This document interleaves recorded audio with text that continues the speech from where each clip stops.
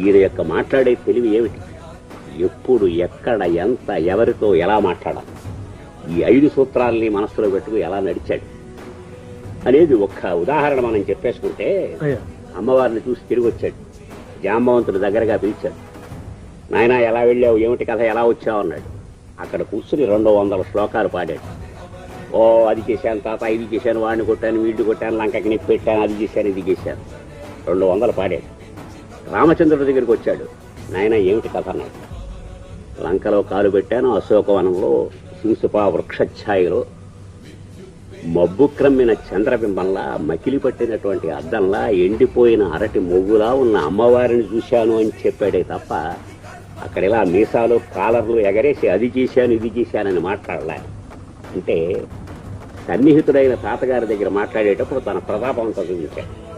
మహాయోధుడైనటువంటి రామచంద్రుడి దగ్గరికి వెళ్ళినప్పుడు ఆయనకు ఎంత చెప్పాలో అంతే చెప్పాడు. పర్యవసానంగా నీకు ఏం తెలుస్తుందంటే, నువ్వు ఆలయాలకు వెళ్ళి భజన చేయి, తప్పలేదు హనుమంతుడు, కానీ మనిషి వై పుట్టినందుకు ఏమిటి నేర్చుకోవాలి, మాట్లాడడం ఒక్కటే. ఆ మాట్లాడడాన్ని నేర్పినటువంటి మహనీయుడు హనుమంతుల వారు. ఆ హనుమంతుల వారికి చేతులు జోడించి శబ్ద బ్రహ్మ విద్యను ఉపాసించడానికి ప్రయత్నించు. స్వస్తి.